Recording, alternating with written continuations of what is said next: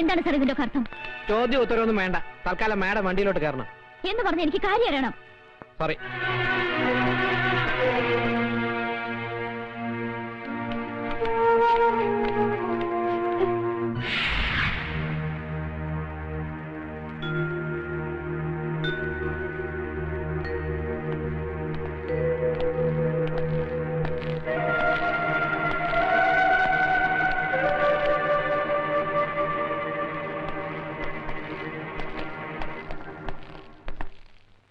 ക്ഷമിക്കണം miss Aswathy Menon.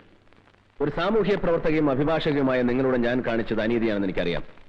I am really sorry for that. പക്ഷേ വേണ്ടി വന്നു. നോ, ഇത് ഗുണ്ടായിസമാണ്. നിങ്ങൾ നോക്കിക്കോ, ഞാൻ ഇതിനെതിരെ പ്രതികരിക്കും.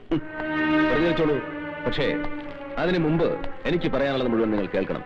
കേട്ടേ പറ്റൂ.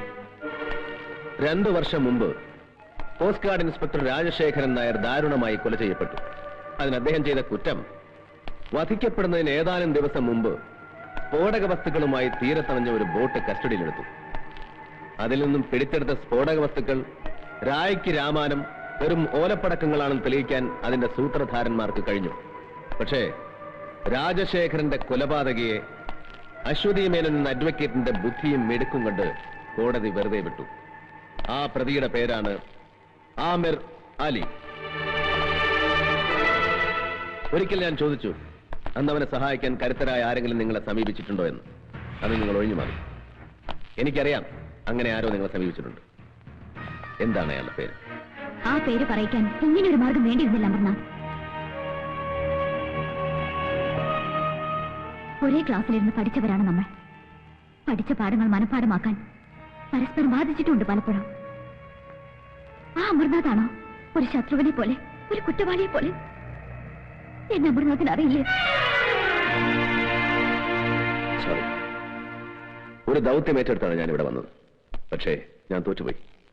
എന്നെ തോൽപ്പിച്ചവരുടെ കൂട്ടത്തിൽ താൻ ഉണ്ടാകരുതെന്ന് ഞാൻ ആഗ്രഹിച്ചു. ഒരു വട്ടമെങ്കിലും ജയിക്കാൻ, ഒരു സമൂഹത്തെ മുഴുവൻ രക്ഷിക്കാൻ ഒരു കച്ചിത്തുരുമ്പാണ് എനിക്ക് ആ പേര്. Please please tell me. നിങ്ങൾ എന്നെ ഒരുപാട് തെറ്റിദ്ധരിച്ചിരിക്കുകയാണ്. ആ കേസ് വാദിച്ചതിലൂടെ രാജ്യദ്രോഹികളാണ് ഞാൻ രക്ഷിച്ചതെന്ന് എനിക്കറിയില്ലായിരുന്നു. ഒരു പ്രതിക്ക് വേണ്ടി കോടതിയിൽ ഹാജരാകുക, കേസ് ജയിക്കുക, അഡ്വക്കേറ്റ് എന്ന നിലയിൽ പ്രശസ്തി നേടുക, പിന്നെ ഞാൻ ഒരുപാട് ഇഷ്ടപ്പെടുന്ന ഒരാളിന്റെ സുഹൃത്ത്, അനുയായി, സന്തത സഹചാരി. അയാൾ വന്ന് കാല് പിടിച്ചപ്പോ ആരാണ്?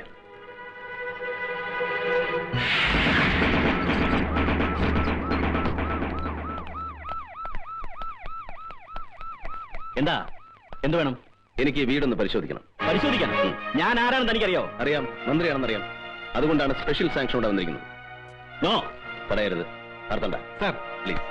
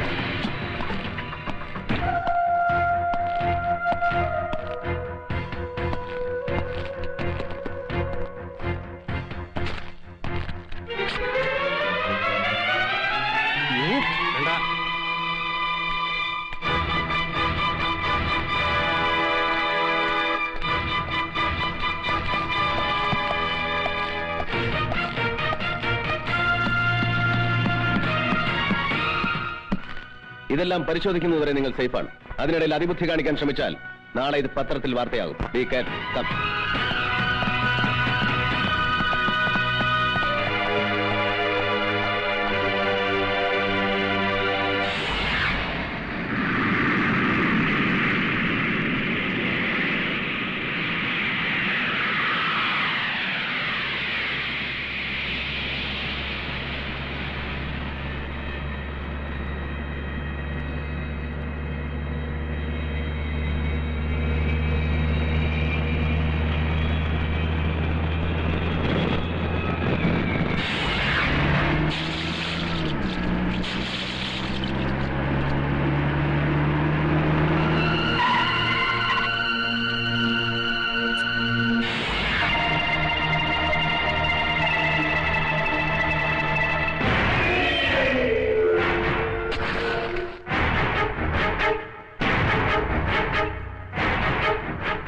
क्या नाम था उस कमीने इंस्पेक्टर का?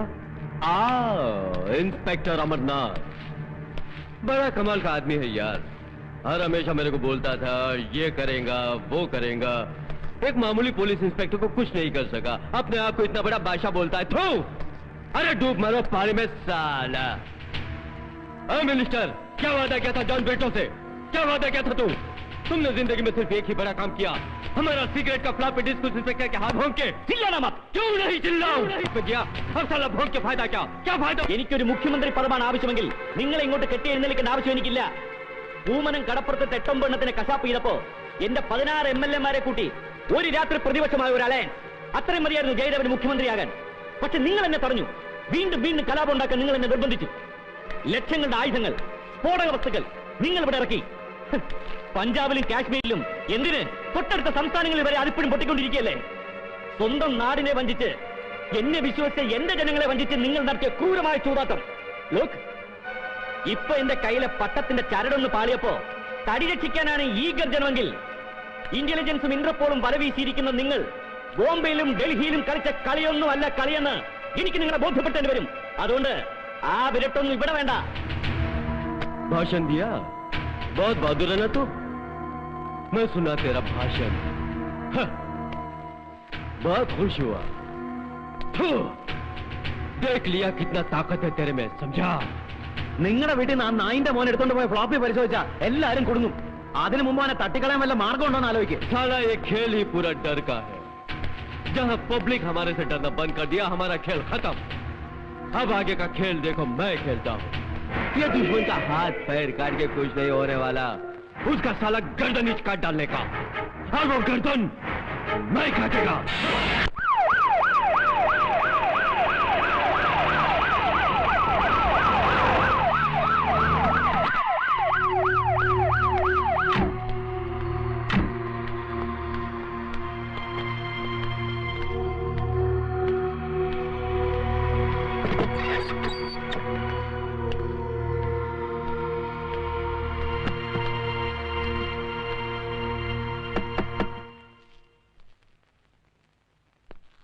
ഒരു കത്ത് ഇതാ.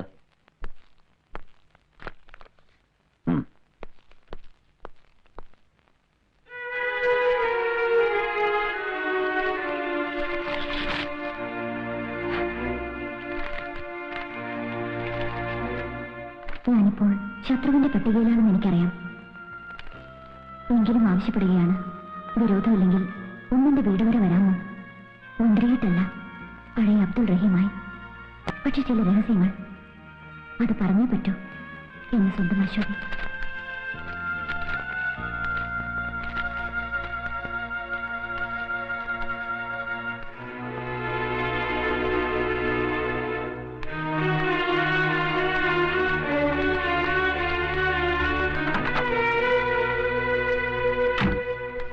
ഒരു ടാക്സി വിളിച്ചിട്ടുണ്ട്. ശരി.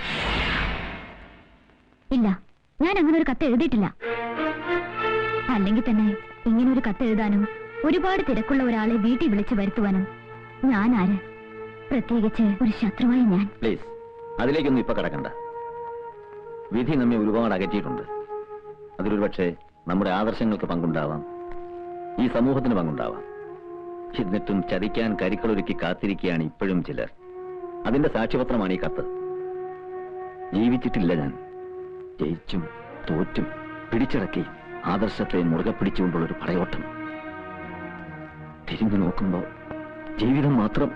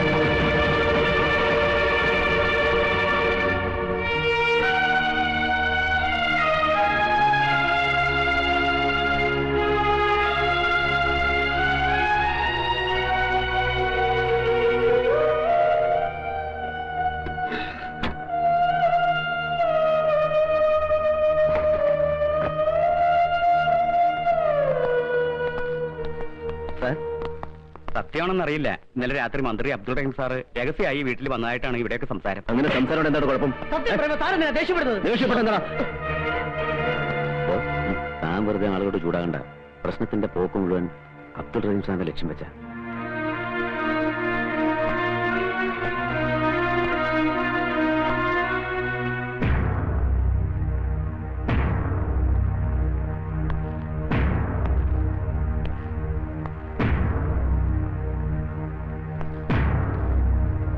സൂക്ഷിച്ചു നോക്കുമോനെ. ഈ ഫോട്ടോയിൽ കാണുന്ന സാറ് തന്നെയല്ലേ ആന്റിയെ കാണാൻ അവിടെ വന്നത്? അതെ. വേറെ ആരും അവിടെ വന്നിട്ടില്ലല്ലോ. ഇല്ല. അയാൾ വന്ന് എന്തോ ആന്റിയോട് ചൂടായി സംസാരിച്ചു അല്ലേ മോനെ? മോൻ പറഞ്ഞു ഇത് കൊച്ചുകുട്ടിയല്ലേ സാർ, അവർ തമ്മിൽ സംസാരിക്കുന്ന ഇടയ്ക്ക് ഉറങ്ങിപ്പോയിന്ന് ഈ കുട്ടി തന്നെ പറഞ്ഞില്ലേ സാർ? മിസ്റ്റർ രാമേന്ദ്രൻ, ക്രൈംബ്രാഞ്ചിന് കൈമാറിയ ഒരു കേസാണിത്. പിന്നെ നിങ്ങളെയൊക്കെ വിളിപ്പിച്ചത് സംഭവങ്ങളുടെ പ്രീവിയസ് പൊസിഷൻ എന്തായിരുന്നു അറിയാനാ, അല്ലാതെ ആരോടൊക്കെ എന്തൊക്കെ ചോദിക്കണം, എങ്ങനെ അന്വേഷിക്കണം എന്നുള്ള ബുദ്ധി പറഞ്ഞു തരാൻ വേണ്ടിയല്ല. സാർ 4ാം ക്ലാസ്സിൽ പഠിക്കുന്ന ഒരു കുട്ടിയാണത്. നിങ്ങൾ എന്തിനാ എമോഷണൽ ആകണം മിസ്റ്റർ? ഇമോഷണൽ ആവും സാർ. കാരണം പലപ്പോഴും ഇയാൾ ഒരുപാട് സംരക്ഷിച്ചുള്ള ഒരു മിനിസ്റ്ററാ. ഒരാപത്ത് വരുമ്പോ പിന്നെ തിരിച്ചു നന്ദി കാണിക്കണമല്ലോ, അല്ലേ? അത് തോന്നിയത് കൊണ്ടാണ് ഈ കേസ് ഇത്രയും പെട്ടെന്ന് ക്രൈംബ്രാഞ്ചിന്റെ കൈകളിൽ എത്തിയത്. അതിനെക്കുറിച്ചൊന്നും പറഞ്ഞു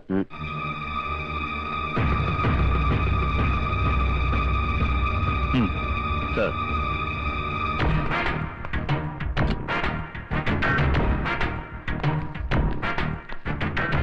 ഇതാണ് സാർ മിനിസ്റ്ററുടെ PA. താനല്ലേ മിനിസ്റ്റർക്ക് ടൂറിസ്റ്റ് ആക്ട് വിളിച്ചു കൊടുത്തത്? കാർ വിളിച്ചു കൊടുത്തു. പക്ഷേ എന്താ ഒരു പക്ഷേ? വിളിച്ചു കൊടുത്തില്ലേ? അതിന്റെ അർത്ഥം മിനിസ്റ്റർ ആ വീട്ടിൽ പോയി എന്നല്ലടോ. അങ്ങോട്ടേക്കാണ് പോയത്. പക്ഷേ പിന്നെ എന്താ ഒരു പക്ഷേ? വയ്ക്കോ.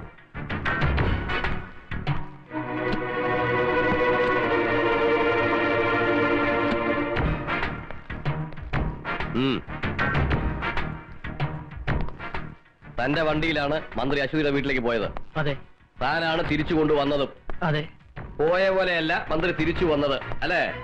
അദ്ദേഹം ആകെ പരിഭ്രമിച്ചിരുന്നു. വല്ലാത്തൊരു ഭാവമായിരുന്നു മന്ത്രിയുടെ മുഖത്ത്. വയ്ക്കോ.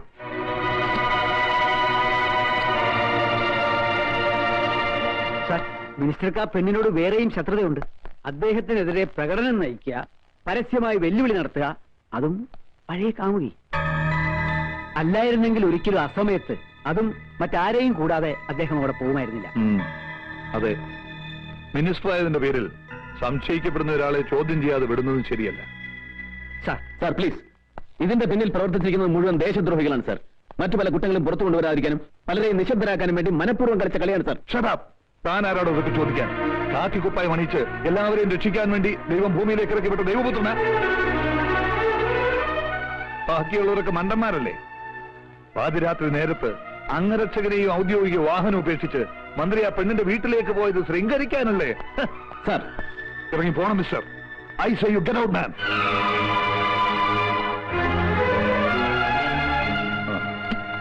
തൽക്കാലം അബ്ദുൾ റഹീമിനെ കസ്റ്റഡിയിലെടുക്കാൻ വേണ്ട നടപടികൾ പൂർത്തിയാക്കിയതിനു ശേഷം എന്നെ അറിയിക്കൂ. കസ്റ്റഡിയിലെടുക്കാൻ പോകുമ്പോ പ്രകോപനം ഉണ്ടായേക്കാം. Then you seek their help. Okay? Sir.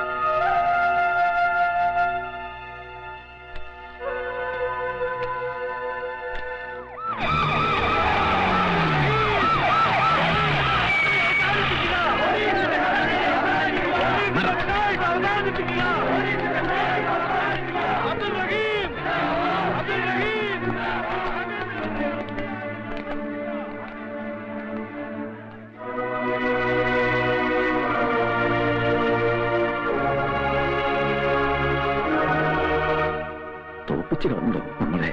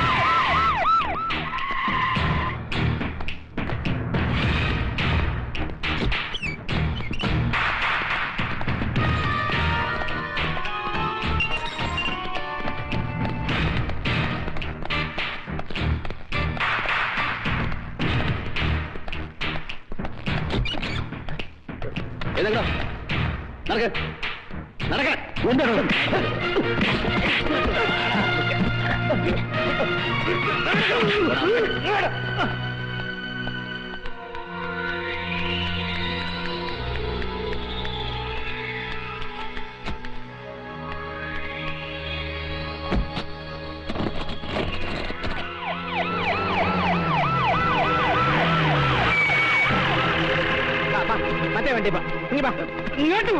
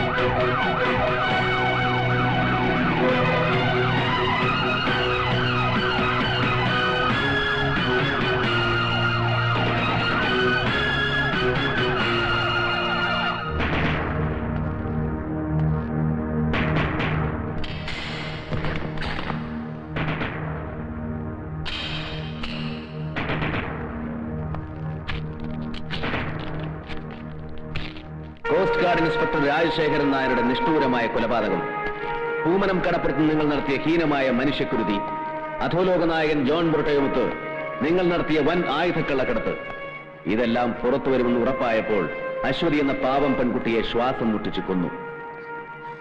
ആ കുറ്റം അബ്ദുൾ റഹീമിന്റെ തലയിൽ കെട്ടിവെച്ച് 24 മണിക്കൂറിനുള്ളിൽ അയാളെ തടവിലാക്കി എന്നെ നിശ്ചലനാക്കാൻ നിങ്ങൾ കാണിച്ച ബുദ്ധി ആരുടേതാണെന്ന് എനിക്കറിയാം. പക്ഷേ അതുകൊണ്ടൊന്നും എന്നെ തളയ്ക്കാനാവില്ല ജയദേവൻ. നാളെ കോടതിയുടെ കുമ്പസാരക്കൂട്ടിൽ ഞാൻ തന്നെ കയറ്റി നിർത്തും. കൂടെ അവനും ഉണ്ടാവും, ജോൺ ബ്രിട്ടോ. മതിയോ പ്രസംഗിച്ചത്? കയ്യൂക്ക് കാണിച്ച് എന്നെ നിന്റെ മുമ്പിൽ കൊണ്ടിരുത്തിയപ്പോ മുട്ടും കുത്തിന്ന് മാപ്പിലൊക്കെ വിചാരിച്ചോ നീ? 7ാം ക്ലാസ്സിൽ പഠിക്കുമ്പോ കൈ കൊടിയും പിടിച്ച് തെരുവിലിറങ്ങിയവനാ ഞാൻ. അതിനിടയ്ക്ക് നിന്നെ പോലെ പല മിടുക്കന്മാരെ കണ്ടും പൊരുതിയും തടസ്സം നിന്നവനെയൊക്കെ വെട്ടിമാറ്റിയുവാ ഞാൻ ഈ നിലയിലെത്തിയത്. താൻ പോണു. ഇവനൊരു കോപ്പും ചെയ്യില്ല. ഇവനേക്കാൾ നെഞ്ചൂക്കായിരുന്നു ഇവന്റെ തന്തയ്ക്ക്. എന്നിട്ട് എന്ത് പറ്റി? ഒരു പഴമ്പായി പൊതിഞ്ഞ് ഇവന്റെ മുമ്പിൽ വെച്ചു വിട്ട ചാരവസ്ഥയും സ്വന്തം തന്തയുടേതായിരുന്നു എന്ന് ഉറപ്പുണ്ടോ നിനക്ക്? ഒപ്പം കത്തിക്കരിഞ്ഞ ഏതോ തീറ പോലീസുകാരന്റെ അസ്ഥിയെടുത്ത് ശേഷക്രിയ നടത്തേണ്ടി വന്നവനല്ലേടാ നീ. ഇനി പറ, അച്ഛന്റെ ചരിത്രം ആവർത്തിക്കണം നിനക്ക്? പാവല്ലേ നിന്റെ അമ്മ.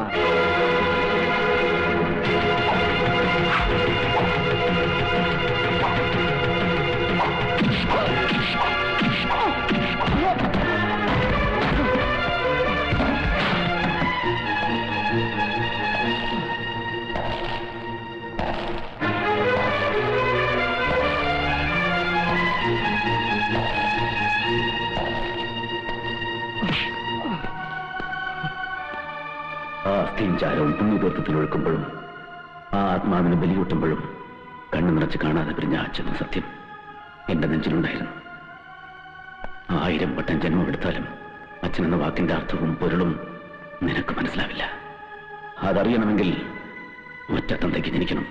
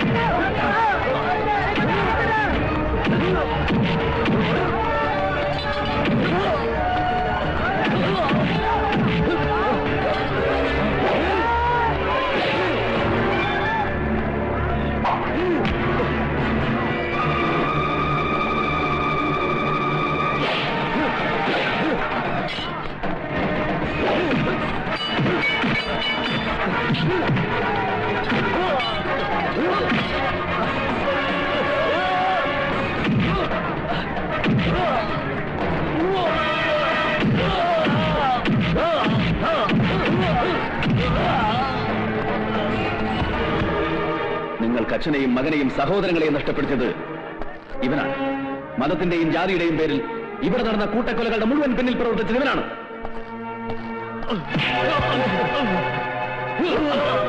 ജോൺ ബ്രിട്ടോ, വർഗീയ സംഘർഷങ്ങളുടെ നാടല്ല ഇത്. തീവ്രവാദത്തിന്റെ വിത്ത് വിതച്ചാലും മുളയ്ക്കുന്ന വിളഭൂമിയല്ല ഇത്. അക്ഷരം പഠിക്കുന്ന ആദ്യ പാഠത്തിന്റെ ആദ്യ താളിൽ നിന്നും മനഃപ്പാഠമാക്കിയ, ദേശസ്നേഹത്തിന്റെ അമൃതാക്ഷരങ്ങൾ ജപമന്ത്രമാക്കിയ ദേശസ്നേഹികൾ വാഴുന്ന നാടാണോ ഇത്? ഈ പവിത്ര ഭൂമിയിൽ ചോരത്തുള്ളികൾ വീട്ടിൽ ലാഭം കൊയ്യാൻ ആരെയും അനുവദിക്കില്ല ഞങ്ങൾ.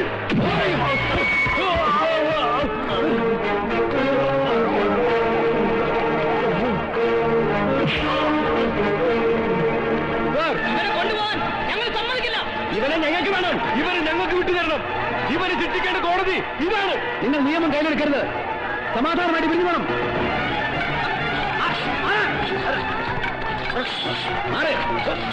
പിരിഞ്ഞു പോവാൻ